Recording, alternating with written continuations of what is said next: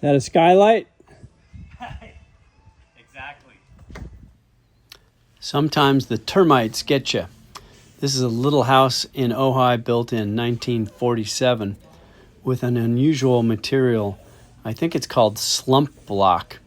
It's a concrete block that I've seen quite a bit in the area. There's some glass block as well.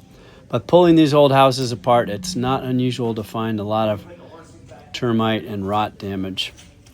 And this one is on the repair. Not easy to get permits for these types of things.